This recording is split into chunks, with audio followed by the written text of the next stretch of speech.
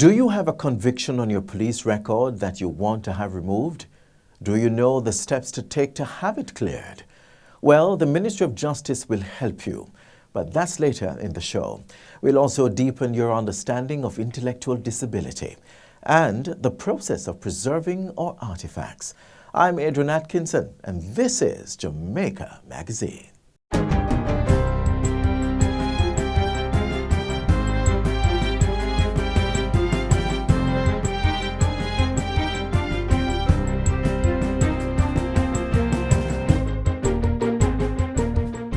Good day, I'm Theodore Henry, and this is your JIS News for Thursday, June 6, 2024.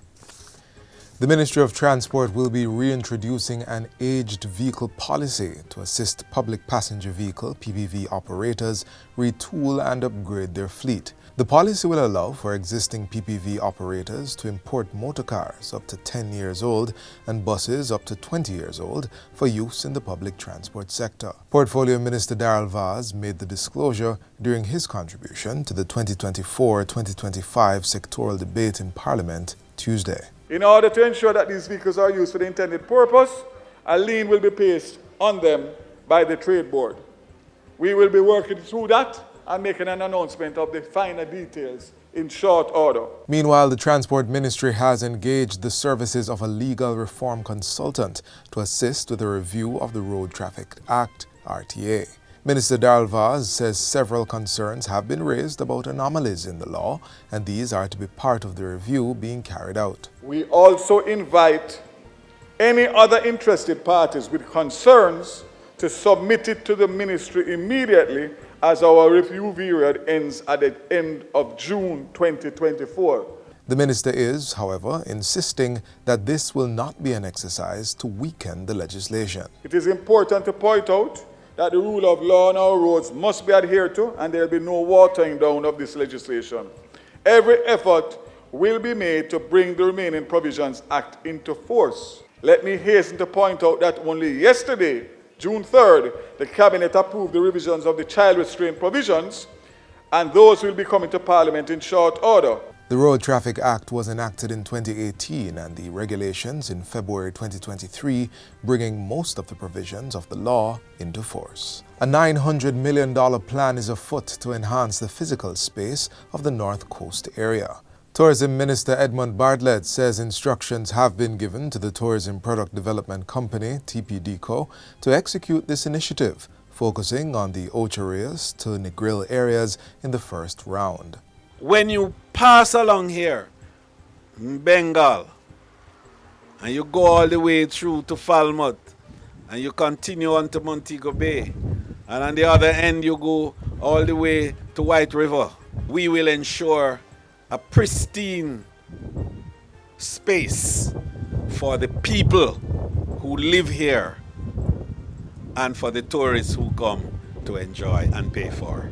The minister was addressing last Friday's ceremony to open the Old Folly Scenic Park in Discovery Bay, St. Anne. The park was rehabilitated through the collaborative effort of the Tourism Product Development Company and the Tourism Enhancement Fund. Minister Bartlett expressed happiness for the community embracing the development and stressed that the park and other such developments were meant for the people of Jamaica first, with the patronage of tourists second.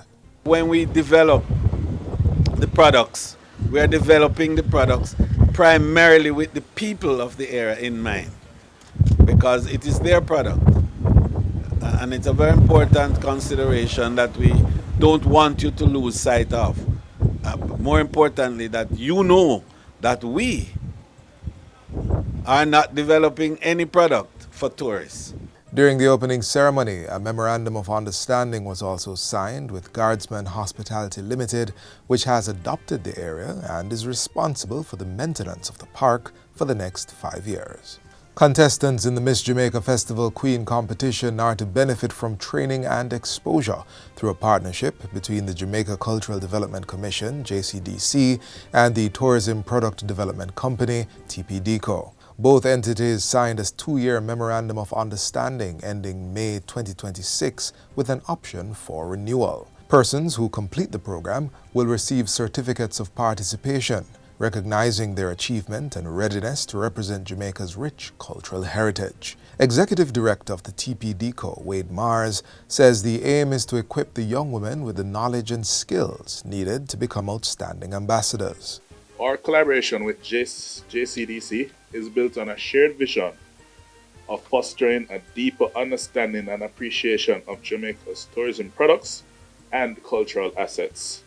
By formalizing this arrangement, we are setting the stage for a structured and effective framework to deliver comprehensive tourism product knowledge and soft skills training.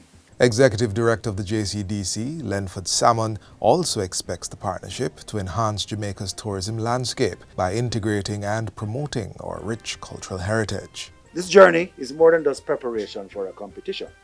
It is a profound personal and cultural development experience. Our training programs are meticulously designed to equip these young women with essential skills, knowledge, and confidence. They delve into the rich tapestry of Jamaican culture, learn about our heritage, and develop a deep understanding of their role as cultural stewards. The MOU will, among other things, educate contestants about the history of Jamaica and the motivations of visitors, and foster an awareness of the importance of tourism to the national economy. It will also improve their knowledge and understanding of tourism and sensitize participants on the importance of HIV/AIDS awareness within the sector. And finally, the Caribbean Examinations Council CXC has reversed its decision to discontinue 4 STEM subjects at the CSEC and Cape levels due to low enrollment. During a virtual press conference on Tuesday, the examination body announced that it would continue to offer syllabuses for Cape Green Engineering and Electrical and Electronic Engineering Technology, as well as CSEC Agricultural Science and Industrial Technology Mechanical Engineering. The decision comes in the wake of widespread concerns about the potential discontinuation of the crucial subjects. CXC's Chief Executive Officer and Registrar, Dr. Wayne Wesley, says the path forward was clarified during a meeting with regional education ministers. He says the ministers emphasized their shared commitment to maintaining these subjects given their importance in the digitized world. Accordingly, today's deliberations with the Ministers of Education reinforced the need for a collective regional marketing thrust to promote the priority subject areas in STEM or STEAM education and climate-smart agriculture, which are considered critical for the economic growth and sustainable development of the region. Education Minister Favour Williams had previously declared Jamaica's support for continuing the subjects, given the government's focus on making the island a STEM country. During last week's post-cabinet press briefing, she shared that interventions would be made to encourage more students to pursue the subjects for which there was low take-up. That's it for JIS News Today. I'm Theodore Henry. Thanks for watching.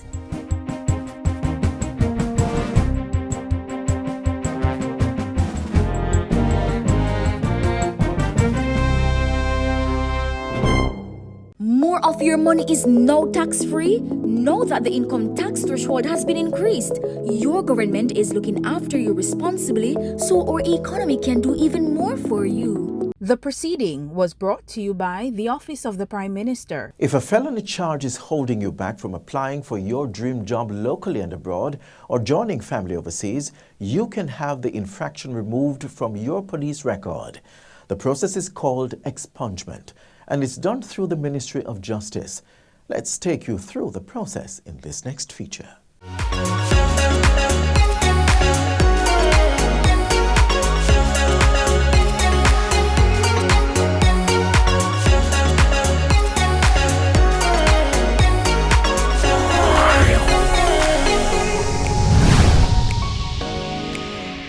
Welcome to Get the Facts. This is the program that provides you with information on government's policies and initiatives. I'm Theodore Henry. Did you know that if you were convicted of a crime many years ago, there's a possibility that particular offense, can be removed from your record? Did you know that? Expungement is one of the services the Ministry of Justice offers, and that facilitates this process. It's not applicable in all cases, so today we take you through the process. With me is Senior Policy Analyst within the Criminal, Civil and Family Law Unit. There's an acronym there, she'll tell you, at the Ministry of Justice, Shanique Graham. Welcome to the program, Ms. Graham. Thank you, Theodore. All right, first of all, what's the acronym? CC-FLU. Okay, that's the Criminal, Civil, Family Law Unit. At the Ministry of Justice. Let's get the facts. What is expungement? So we like to tell people a little story. If you're a security guard in Jamaica and you go for a job, right, your employer is going to ask you for a police record. Mm-hmm. And when you go to the Criminal Records Office to get that police record, it's going to show up an offense. You will not get employed with that offense on your record. Right. So the process by which to remove that offense from your record would be an expungement. An expungement is a process that would give you a clean record to be able to now take to your employer or potential employer and get the job. Right. In essence. Well, you answered two questions for me right there. What is it and why do it? I need a job. You need a job. But I want to clarify, am I expunging my entire criminal record or a certain offense? So currently, based on the legislation that we're governed by, which is the Criminal Records Rehabilitation of Offenders Act, it gives specific offenses which can be expungible. So not all offenses are expungible at this time. Top three. Top three not expungible? Yes. Murder, not expungible. Okay, that's a capital offense, we know that. Yes. Distribution of child pornography, not expungible. Okay. Carnal abuse, not expungible. All right. What about the expungible one? Expungible, and there's a preface to that because you may have a particular offense, but the modus may tell a different story. So, for example, simple larceny on the face of it is expungible, but it depends on certain other key elements in how it was committed. So simple larceny tend to be expungible. And then we have some other things like abstracting electricity and, those minor offenses. Or if it is that you were caught with marijuana of a certain amount of quantity that's under the legal limit. Because, the legal limit of 12 ounces would give you an automatic expungement.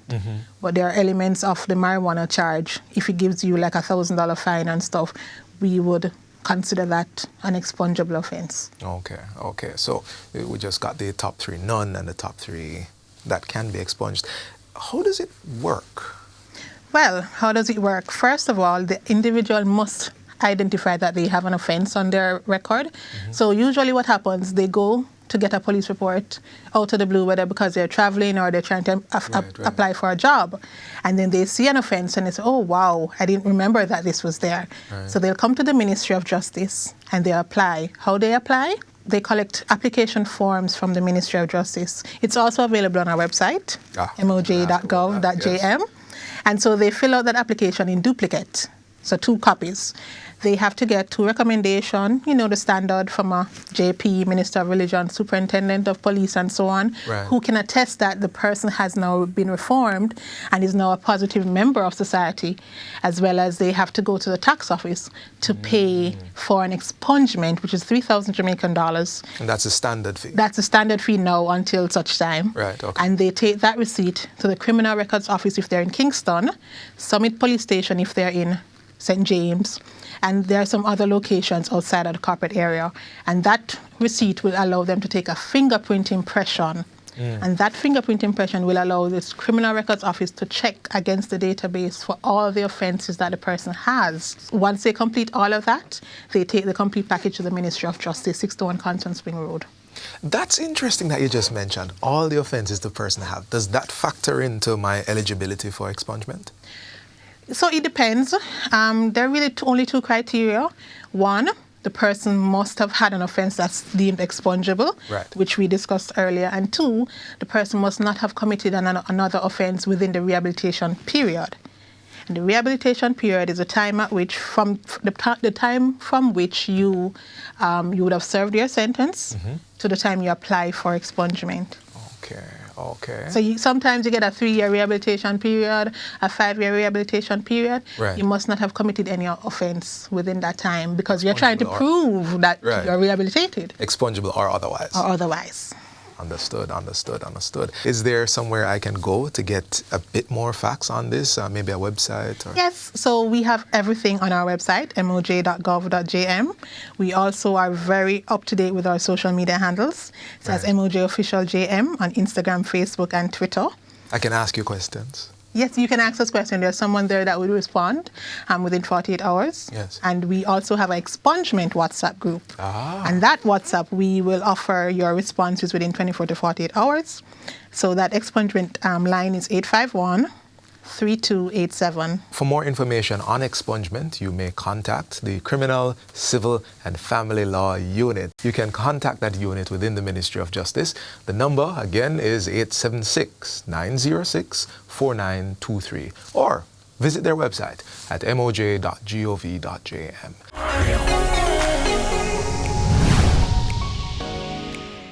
The Joint Select Committee of Parliament reviewing the Domestic Violence Act wants to hear from you. Review the Act and share your opinions with the committee. You can find a copy of the Act on the Parliament's website at www.japarliament.gov.jm under the heading Publications.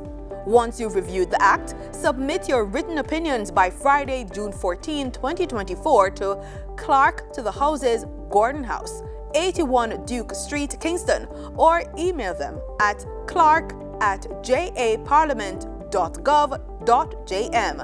Let your voice be heard. Up next, understanding intellectual disability and how the Jamaica Association on Intellectual Disabilities is helping persons to push through the limitations. My name is Nadine Barrett, and my son is Lance Barrett. Lance is a child with intellectual disability and is also diagnosed with cerebral palsy.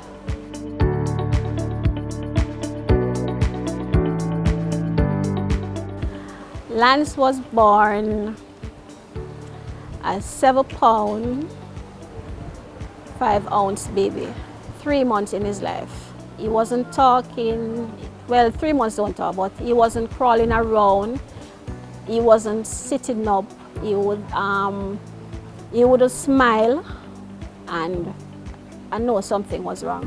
I can remember this one time, even to this day I spoke about it, tears come to my eye.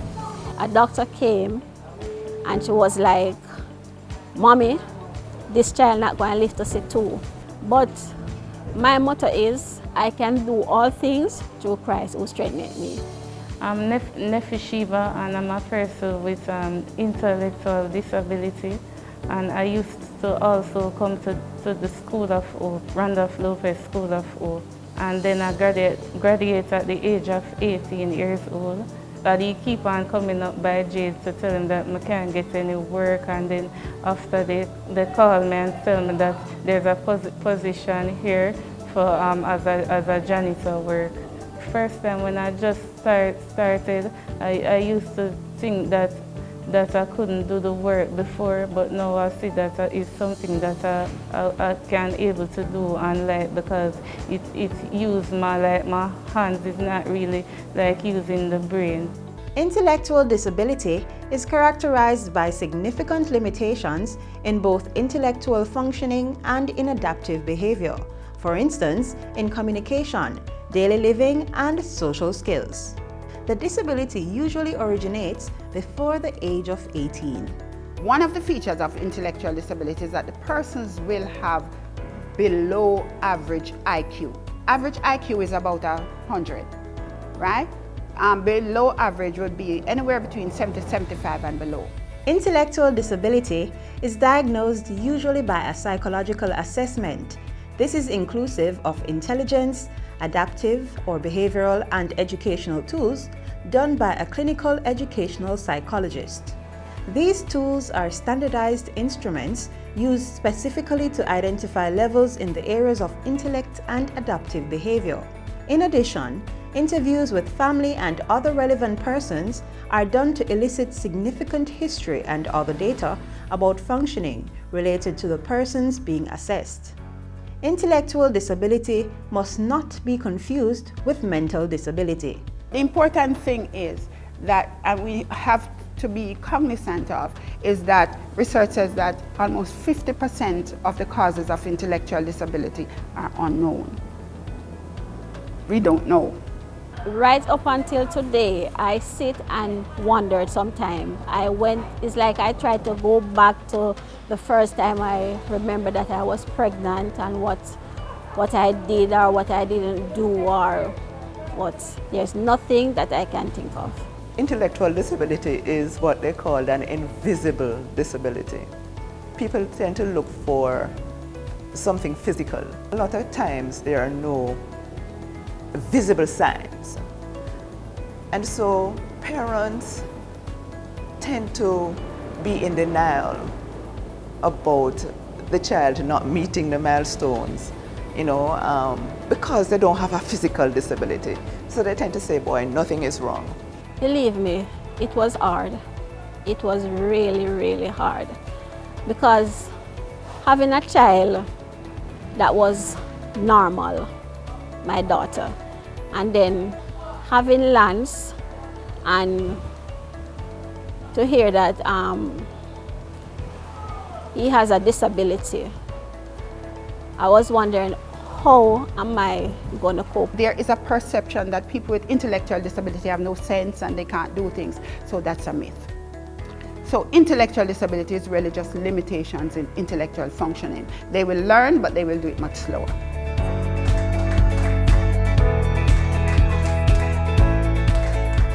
Jade helped me a lot because if it never for them, I wouldn't know what I would do. This is a program that we manage in collaboration with the Ministry of Education, Information and Youth.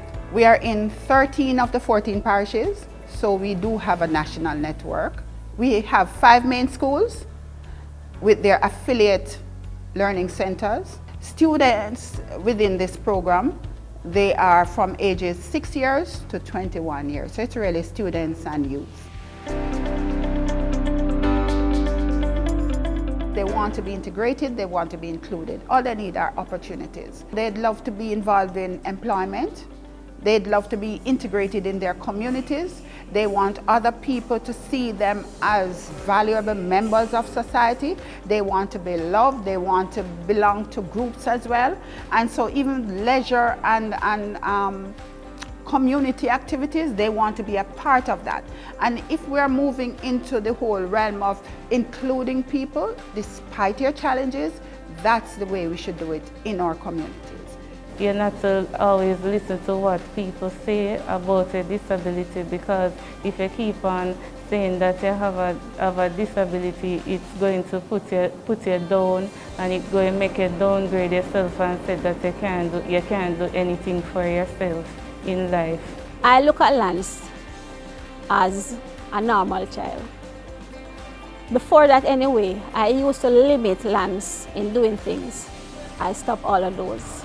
I allow Lance to come in the kitchen. He bakes, he cooks, he makes juice, he cuts up vegetables. So the only thing that he does not do at home or anywhere else is walk as yet. And I put it as yet because I still have hope for my child. Want more information on intellectual disability? Contact JADE. Their headquarters is at 7 Golding Avenue in Kingston. Also, you may call at 876-977-1118 or email jade@cwjamaica.com.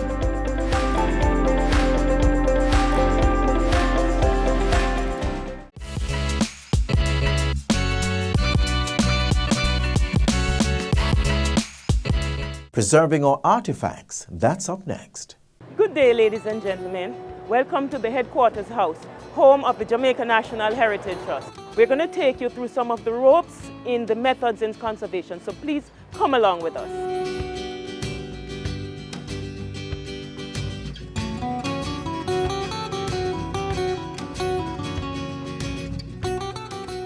Thanks for joining us in our conservation lab. We have here working with us Mr. Darrington Ferguson, as well as Mr. Frank Gale, and we'll be looking at some of the methods they will be applying to different material types for the preservation of our material culture of Jamaica. First of all, we have here some cannonballs that are usually found with some extent of corrosion. Mr.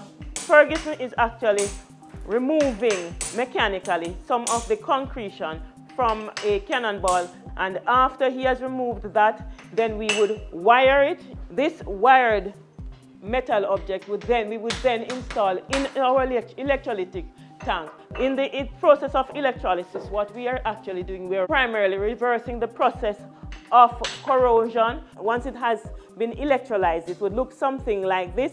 So we would then proceed to brush to remove any loose rust that would be left on it. We would then put the iron object in some pure water, which we call deionized water, and that would be heated to ensure that the metal itself would facilitate the extraction of any impurities that might be left in the body of the iron. After that, we would dry the iron object. Most times we dry it in alcohol, and that would remove the water from the body of the object. And after drying, we would take a substance we call tannic acid, applying several coats, and it would form somewhat a stable surface for the iron object. And then the final stage is waxing to provide a coating or a lacquer on the surface of the iron object. Here we have Mr. Gale. He's actually applying orthophosphoric acid to remove slight rusting or corrosion from the case of a sword. He is actually using what we call a chemical as well as a mechanical means of so doing. We have close to it the extractor system, which is used to remove harmful fumes from the atmosphere in order to make the environment a much healthier one in which and a safer one for us to work. Lead corrodes by forming mainly lead sulfide and lead carbonate. So we would be soaking it first of all in ammonium acetate, and that would basically remove within a few hours the lead carbonate. In order to remove any residue of ammonium acetate that might be left on the lead, we would then rinse it quickly for a short time period. Just rinse it in a bath of a very dilute solution of hydrochloric acid. If there are any corrosion left at that stage, then we would remove that mechanically, either very likely with a glass bristle brush. After that, we do as we would with the iron.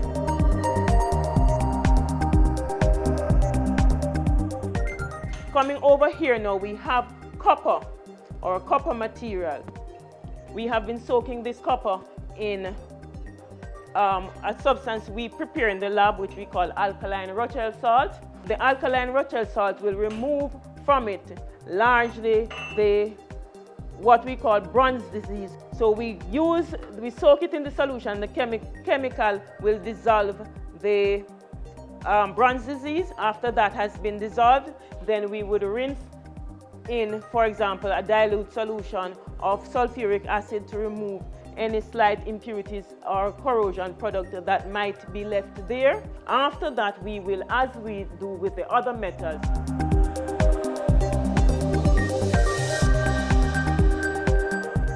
ladies and gentlemen, I hope you were well informed by the information we've imparted today, and you're welcome to join us at any time, particularly at our heritage sites. And when you see our heritage sites, you see the artifacts that are there, you will appreciate to a greater extent the effort that has gone into its preservation.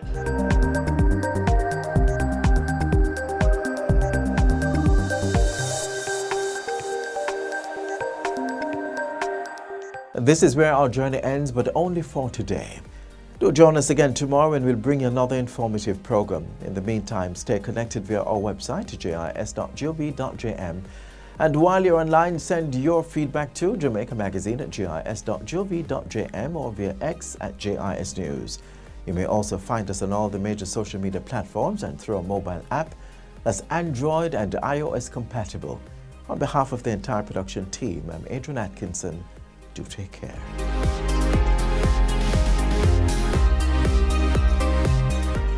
This has been a production of the Jamaica Information Service, the voice of Jamaica.